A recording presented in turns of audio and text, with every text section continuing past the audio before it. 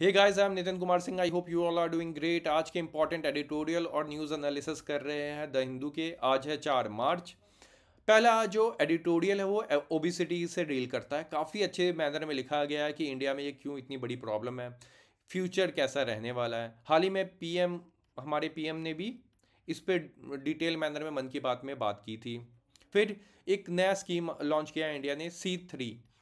ठीक है, तो उसको डिस्कस करेंगे। देन जो गंगैटिक डॉल्फिन है, इससे रिलेटेड फर्स्ट टाइम एक वेल स्ट्रक्चर्ड डॉक्यूमेंट पब्लिश हुआ है जिसमें इनका पॉपुलेशन के बारे में डील बात बताया गया है और क्यों पहले के जो भी पॉपुलेशन कैलकुलेशन थे वो मिसलीडिंग थे, उसको यहाँ पे डिस्कस किया गया है। आइए स्टार्ट करते हैं।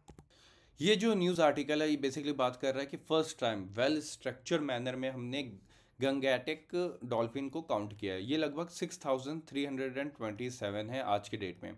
इसको पिछले रिपोर्ट से कैलकुलेट नहीं किया जा रहा, ना कंपैरिजन किया जा रहा है। क्यों? क्योंकि पिछले जो भी रिपोर्ट्स आ रहे थे वो काउंटिंग में उसका कहीं ना कहीं मिसलीडिंग थे, तो इसलिए इसको बोला गया है कि किसी से कंपेयर नहीं कर रहे। अब इस फिगर को हम लोग आने वाले टाइम पे कंपेयर करेंगे कि पिछले 10 सालों में इंक्रीज हुए या डिक्रीज हुए हैं।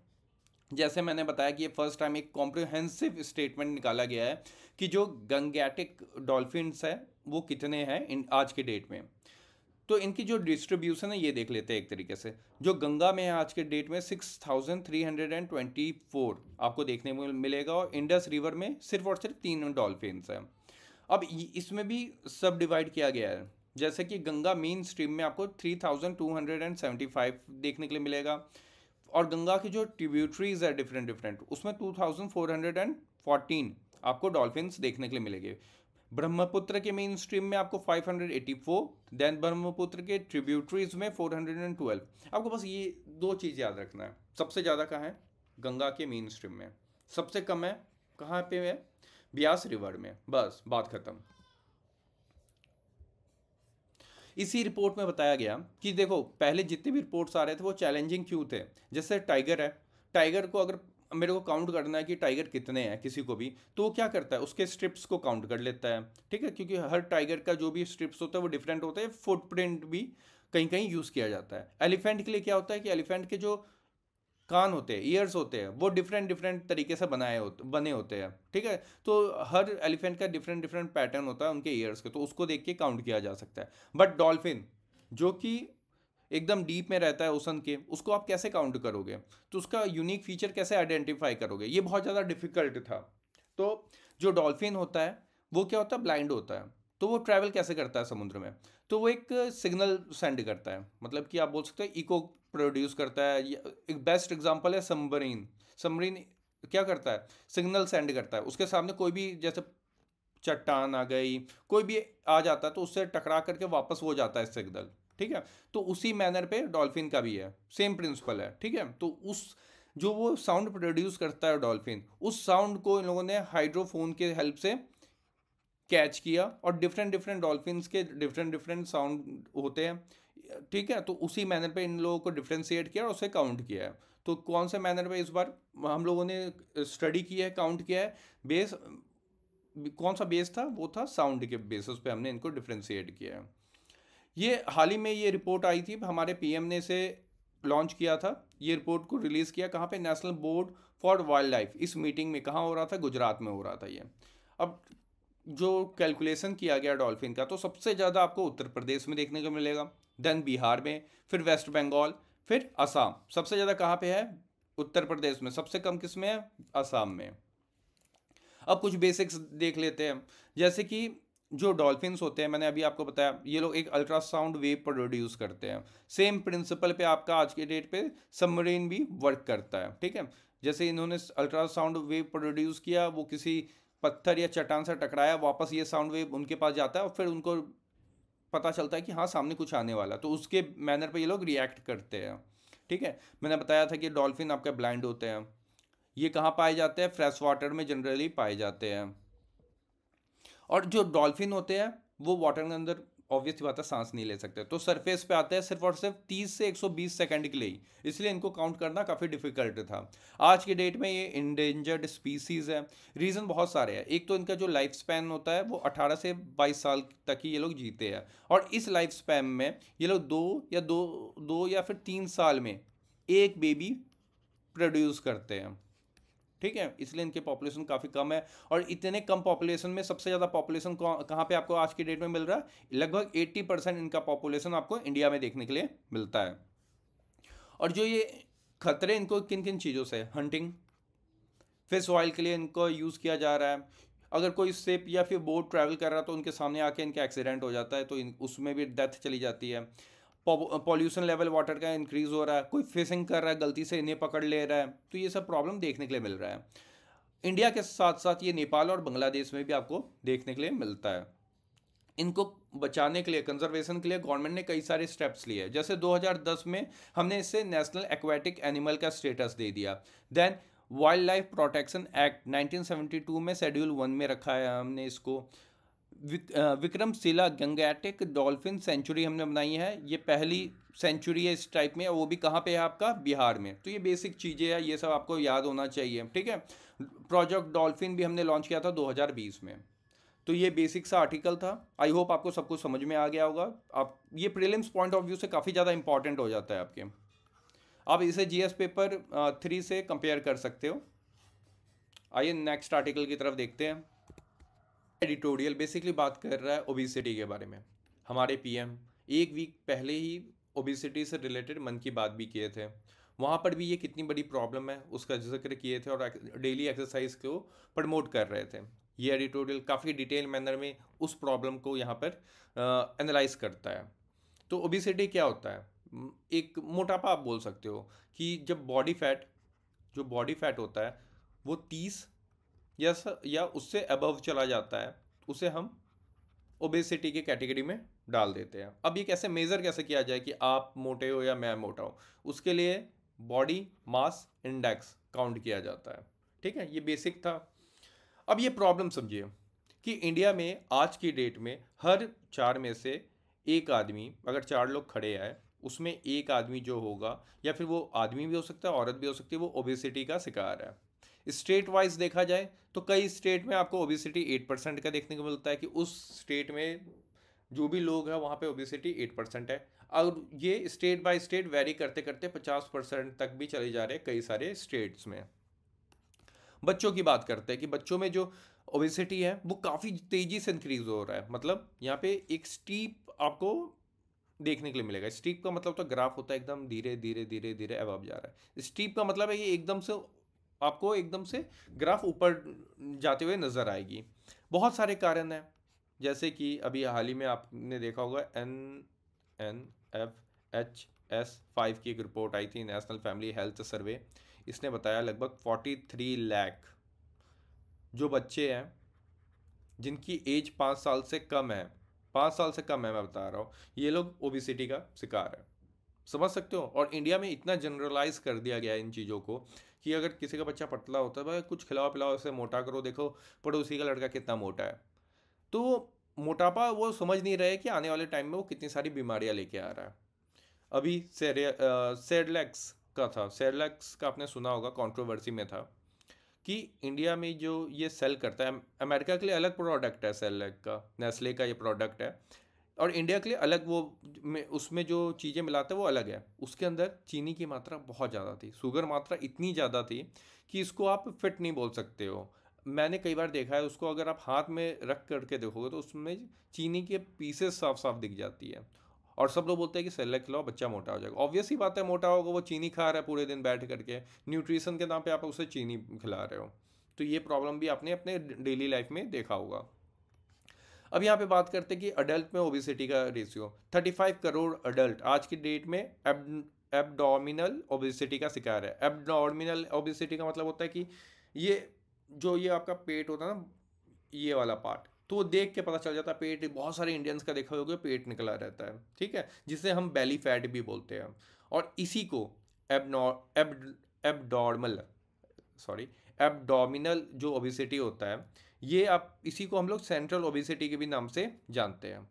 टंग ट्विस्टिंग हो जाता है क्योंकि कुछ चीज़ें, जैसे एब्डोमिनल ओबिसिटी, इसी को हम लोग बेली फैट भी बोलते हैं, सेंट्रल ओबिसिटी के भी नाम से जानते हैं। 25 करोड़ जनरलाइज्ड ओबिसिटी का शिकार है। जनरलाइज्ड ओबिसिटी होता है कि पूरे बॉडी में वो फैट देखने के लिए मिलेगा, चाहे वो पेट हो, उसके गाल पे हो, पूरे बॉडी पे वो फैट देखने के लिए मिलता है, तब आप उसे जनरलाइज्ड ओबिसिटी बोलते हो। इसको देखना थोड़ा मुश्किल हो जाता है, इसीलिए हम लोग BMI का यूज़ करते हैं कि उस बंदे को फैट है कि नहीं। 21 करोड़ इंडिया में हाई ब्लड कोलेस्ट्रॉल की प्रॉब्लम फेस कर रहे हैं। हाई ब्लड कोलेस्ट्रॉल क्या होता है कि आपके ब्लड फ्लो में कोलेस्ट्रॉल की मात्रा ज़्यादा हो जाती है। तब क्या होता है कि आपका जो हार्ट होता है वो पंप करता है ब्लड ब्लड को, तो यहाँ पे आके वो फंस जाता है और कई बार हार्ट अटैक आने के चांसेस बढ़ जाती है।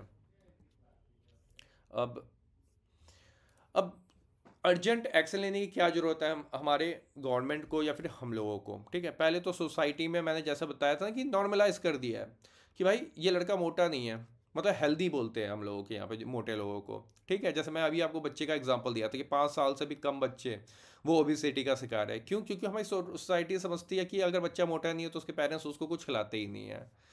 अब डाइटरी कंसर्न्स भी है, मतलब हम लोग जो कैलोरी सफिशिएंट तो बन चुके हैं, एक टाइम पे डेफिसिट पे थे, ये सफिशिएंट तो बन रहे हैं, बट उसका क्या प्राइस पे कर रहे हैं हम लोग? जो न्यूट्रिएंट सफिशिएंट होना चाहिए था वो डिफिशेंसी में जा रहा है। कुछ फिगर यहाँ पे मेंशन किए जाते हैं कि इंडिया में लगभग 55% लोग हैं जो हेल्दी डाइट नहीं ले रहे हैं, और लगभग 40% इंडिया में ऐसे लोग हैं जो कि डाइट तो ले रहे हैं बट एडिक्वेट मात्रा में न्यूट्रिशन इनटेक नहीं है। मतलब न्यूट्रिशन तो जा रहा है उनके डेली डेली उनके खाने में, बट जितने अमाउंट में चाहिए उतने अमाउंट में नहीं है। और अर्बन लाइफस्टाइल भी चेंज हो रहा है। आज के डेट में आप देखो शाम में सब बच्चे निकल जाते हैं मोमोज खाने। ठीक है, मोमोज तो पक्का है, समोसे हैं, संडे है चलो जलेबी खा लेते हैं, तो ये भी बहुत तेज़ी से इंक्रीज़ हुआ है। कुछ वर्ड्स हैं, इनको आप लिखोगे अपने आंसर में तो बहुत अच्छा लगेगा मेंस में, जैसे high fat salt sugar HFSS, ultra processed food UPF, ये सब का कंजम्पशन काफ़ी तेज़ी से इंक्रीज़ हुआ है और हमारे यहाँ की सिचुएशन ख़राब होते हुए नज़र आ रही है। 50% इंडियन आज की डेट में फेल कर जाते हैं डेली एक्सरसाइज से रिलेटेड, मतलब फिजिकल एक्टिविटी है ही नहीं है। इवन मैं अपना खुद का एग्जांपल देता हूँ, मैं अभी बैठा हुआ हूँ मॉर्निंग में, मैं शाम में 5 या 6 बजे यहाँ से उठूँगा। ठीक है, उसके बाद एक्सरसाइज करने का बिल्कुल मन नहीं होता, बट मैं हाल ही में अपने दोस्त के यहाँ गया था, उसने फ़ोटो वोटोज़ क्लिक किया तो खुद को स्ट्राइक हुआ कि यार देखो मैं कितना, मेरा सेप कितना सही नहीं जा रहा। तो आज से मैं भी इस पर वर्क करना स्टार्ट करता हूँ, आई होप आप भी स्टार्ट करेंगे, क्योंकि कुछ चीज़ों को है ना, आप पढ़ते हो, अपने आप को देखते हो, देन रियलाइज़ करते हो।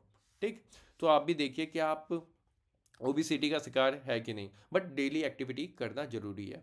हेल्थ रिस्क क्या होता है? आप मोटे हो तो ऑब्वियस ही बात है, अब मैं मोटा बोल रहा हूँ तो कोई इमोशनल मत हो जाना, यार मोटे है तो मोटे ही है। ठीक है, ये रियलिटी आपको समझना होगा। तो उसको है ना डायबिटीज़ की प्रॉब्लम हो सकती है, हाइपरटेंशन हो सकता है, ठीक है, लीवर डिसऑर्डर हो सकता है, जिसे हम कई बार हमने देखा होगा कि कई लोग बाहर का खाना खाते हैं तो उसको फैटी लीवर हो जाता है। तो ये बहुत बड़ी प्रॉब्लम्स होती है। हर 4 में से एक पर्सन, जैसे मैंने आपको पहले बताया था, ये डायबिटिक या प्री डायबिटिक के स्टेज पे पहुंचने वाला है। इकोनॉमी पे हमारा क्या इम्पैक्ट पड़ रहा है? 2019 में ये फिगर 1.02% GDP का लॉस दिखा रहा था। ये लॉस क्यों हो रहा है या फिर इतना खर्चे क्यों हो रहे हैं? सपोज करो अगर कोई आदमी मोटापे का शिकार है, ठीक है, वो उसको कोई ना कोई बीमारियां होती रहती होगी टाइम टू टाइम, वो जा रहा है डॉक्टर के पास, फ्री सर्विसेज ले रहा है, चलो ये सब छोड़ दो। वो आदमी अगर हेल्दी होता, वो उस समय कोई प्रोडक्टिव वर्क कर रहा होता जो हमारी GDP में कुछ कंट्रीब्यूट कर रहा होता, बट वो बीमार है, डायबिटीज़ का शिकार है, ठीक है, हाइपरटेंशन का शिकार है, अपनी प्रोडक्टिविटी पूरा प्रॉपर दे नहीं पा रहा, तो वो लॉसेस देखने के लिए मिल रहे हैं। तो ये फिगर 2019 का था, और ये माना जा रहा है कि 2030 आते आते ये 1.57 पहुंच जाएगा हमारे GDP का। इवन इससे ज़्यादा ही होगा मे बी, जिस हिसाब से स्विगी और जोमेटो इंक्रीज हो रहा है इनका ग्रोथ, ये फिगर और भी ज़्यादा हो सकता है। पॉलिसी में गैप है, क्यों? क्योंकि एकदम डेडिकेटेड वे में कोई पॉलिसी नहीं है कि जो ओबिसिटी को टारगेट कर रहा है। सबको पता है, मुझे पता है, आपको पता है, सब लोग इसके बारे में बात कर रहे हैं, बट एक स्पेसिफिक स्कीम लेके नहीं लाया गया है। गवर्नमेंट के कुछ स्कीम्स है जो कि आप कह नहीं सकते हो कि प्रॉपर ओबिसिटी को ही है। जैसे गवर्नमेंट बोलता है कि खेलो इंडिया, हम यंग टैलेंट को आगे बढ़ाना चाहते हैं, मगर जैसे ओबिसिटी की बात करते हैं तो गवर्नमेंट बोल देती है अरे खेलो India, fit India, eat right India, ये सब तो ओबिसिटी को ही कंट्रोल करने के लिए है ना। तो एक, और ये ऐसा नहीं है कि गवर्नमेंट ये स्कूलों में जा जाके बोल रहा है कि पार्टिसिपेट कराना ही है बच्चों को। ये इंडिविजुअल रिस्पॉन्सिबिलिटी है, खेलना है तो खेलो, नहीं खेलना है तो मत खेलो, कोई प्रॉब्लम नहीं है। अब क्या क्या हमें वे फॉरवर्ड होना चाहिए, कैसे हम इन पॉलिसीज़ को चेंज कर सकते हैं। पब्लिक अवेयरनेस इंक्रीज़ करने की ज़रूरत है हमें। जैसे कि कैसे, जो ओबिसिटी है इसे डिसीज़ की तरह ट्रीट करें, इसे डिसीज़ डिक्लेयर कर दो कि एक बीमारी है ओबिसिटी। हमारी सोसाइटी में अभी भी मोटापे को बीमारी नहीं देखा जाता, ठीक है। वो बोलते हैं खाते पीते घर का है, तो उसे खाते पीते घर को कहाँ डालना है, बीमारी के घर में डालना कि भाई ये बीमार आदमी है, ठीक है। तो इसको रोकने के लिए उसके केयर और मैनेजमेंट पे गवर्नमेंट को ध्यान देने की ज़रूरत है। पब्लिक अवेयरनेस कैंपेन स्टार्ट करने की ज़रूरत है कि हाईलाइट करो कि ओबिसिटी है, मोटापा है, तो आने वाले फ्यूचर में डायबिटीज़ हो सकता है, हाइपरटेंशन हो सकता है, लीवर डिजीज़ हो सकता है आपको। ये सब लोगों को बताने की ज़रूरत है क्योंकि कई लोगों को ये सब बातें नहीं पता है। फिजिकल एक्टिविटी को प्रमोट करने की ज़रूरत है, बाईसाइकिल लेन को बनाने की ज़रूरत है। और आपने देखा होगा कई सारे पार्क में ना ओपन जिम का भी कॉन्सेप्ट आपको देखने के लिए मिलता है। और जो ये अभी मैंने बात किया था HFSS UPF, ये कहा गया, ये रहा, high fat salt sugar ultra processed food, इन सब आइटम्स पे टैक्स इंक्रीज कर दिया जाए। और जो हेल्दी फूड है या मार्केट में जो हेल्दी फूड मिल रहा है या ड्रिंक्स मिल रहा है उन पे सब्सिडीज गवर्नमेंट को प्रोवाइड करना चाहिए। ये मेरे को काफ़ी अच्छा जेन्युइन पॉइंट लगता है ये दो। ये गवर्नमेंट अपनी तरफ से स्टेप्स ले सकता है एज अ स्मॉल स्टेप। फिर स्कूल लेवल पे प्रमोट किया जाए कि हेल्दी ईटिंग हैबिट कैसे लाना चाहिए। इंश्योर करेगी कि कैंटीन है जो स्कूल के, जैसे मेरा स्कूल का कैंटीन था या फिर मैं जितने भी देखा हूँ उधर जनरली आपको पक्का मिलेगा, समोसा तो मिलेगा, और ऐसे तेल में मिलेगा भाई साहब पूरा समोसे का कलर काला कर देगा, ठीक है। तो स्कूल लेवल पे भी देखना चाहिए, जो स्कूल की फैकल्टीज़ है या फिर जो भी मैनेजमेंट डिपार्टमेंट है वो, या फिर कॉलेज की अभी डिपार्टमेंट है, इन सबको देखना चाहिए कि हेल्दी चीज़ें मिले वहाँ पे। और जो अगर समोसा बन भी रहा है तो थोड़े अच्छे क्वालिटी में या फिर कम ऑयल में बनाया जा सके। अब हेल्थ प्रमोट किया जाए स्कूल लेवल पे, जो अभी हमने बात किया, हमें जापान से सीखना चाहिए कि जापान में कई सारे कॉन्सेप्ट हैं, जैसे कि वहाँ पे हेल्दी खाया जाता है। और आपने एक बुक पढ़ी होगी इकिगाई, उसमें भी बोला गया कि हमेशा हाफ पेट खाना चाहिए इंसान को, ठीक है। तो हमें जापान से भी बहुत कुछ सीखने की ज़रूरत है। काफ़ी सारे पॉइंट्स थे, मैंने कुछ पॉइंट्स को यहाँ पे रखे हैं वे फॉरवर्ड में। चलिए, हाल ही में हमारी गवर्नमेंट ने लॉन्च किया है सिटी कॉलिजन फॉर सर्कुलरिटी, इसे आप C3 के भी नाम से जानते हैं। इसकी ऑब्जेक्टिव क्या है? बेसिक्स ऑब्जेक्टिव ये है कि ये सिटी टू सिटी जो कोलैबोरेशन है इसे इम्प्रूव करना चाहता है। ये मल्टी नेशन अलायंस है। मल्टी नेशन अलायंस का मतलब हो गया कि सिर्फ इंडिया के सिटीज़ की बात नहीं हो रही है कि आप आइए हमारे साथ नॉलेज शेयर करिए एक सिटी दूसरे सिटी से, कि आपने कैसे वेस्ट मैनेजमेंट किया है, और प्राइवेट सेक्टर पार्टिसिपेट कर सकता है। तो ये सिर्फ और सिर्फ इंडिया लेवल पे बात नहीं हो रही है, ये इंटरनेशनल लेवल पे बात हो रही है। जैसे कि फ्रांस की कोई सिटी है, उसके पास कोई मतलब मान लो प्लास्टिक रिलेटेड उसको नॉलेज है कि प्लास्टिक को कैसे रीयूज़ किया जा सकता है अगेन एंड अगेन विदाउट उसकी क्वालिटी को कॉम्प्रोमाइज़ किए। तो ये हमारे पास आएगा, सपोज करो मुंबई में आता है, वो वहाँ पे बताता है कि आप इस तरीके का प्लांट डाल सकते हो इस प्लास्टिक का, और कहाँ कहाँ आप अपनी इकोनॉमी में यूज़ कर सकते हो। तो इस तरीके की बात की गई है इस लॉन्च, ये जो हम लोगों ने अभी हाल ही में लॉन्च किया है।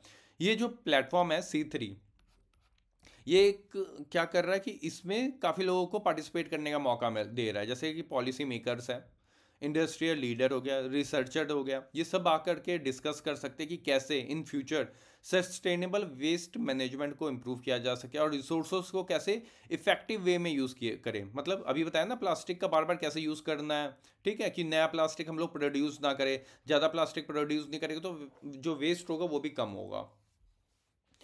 अब बात करते हैं कि जो हमारे PM है उन्होंने एक मैसेज दिया कि pro planet people, pro planet people, इसे P3 के भी नाम से बताया गया है। मेन फोकस ये है कि ये जो प्रो प्लैनेट पीपल है, मतलब हम आप जो भी सोसाइटी में लोग हैं ये सब लोग 3R प्रिंसिपल को फॉलो करें। 3R प्रिंसिपल है क्या? रिड्यूस, प्लास्टिक है तो इसका रिड्यूस यूज़ करें, मतलब ज़्यादा प्लास्टिक का यूज़ ना करें।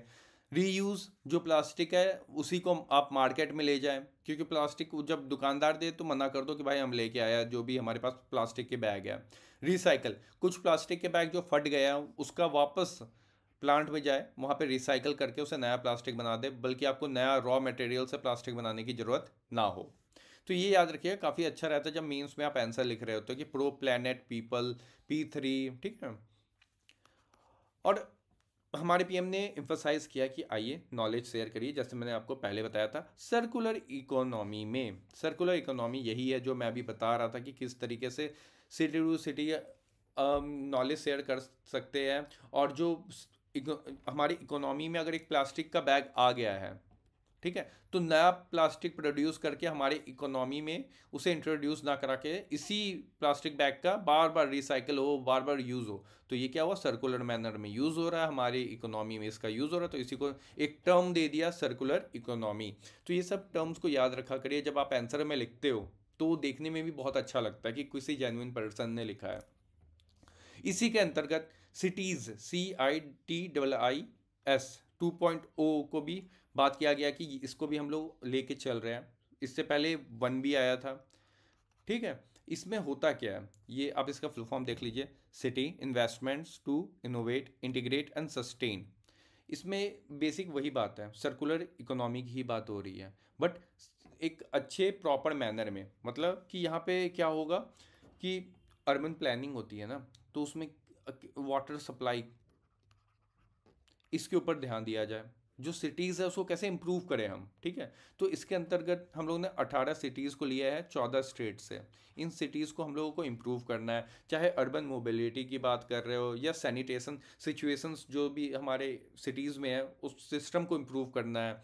सस्टेनेबल एनर्जी की बात की जा रही है कि इन सिटीज़ में हम लोग डिफरेंट डिफरेंट वे में एनर्जी, जो रिन्यूएबल एनर्जी है उसे इंट्रोड्यूस करेंगे, रिसाइकल, इको ट्रांसपोर्ट, जैसे कि दिल्ली में आपको इलेक्ट्रिक बसेस देखने के लिए मिल जाती है। प्लांटेशन जो आपको टाइम टू टाइम देखने के लिए मिलता है, स्कीम्स लॉन्च करती है गवर्नमेंट की।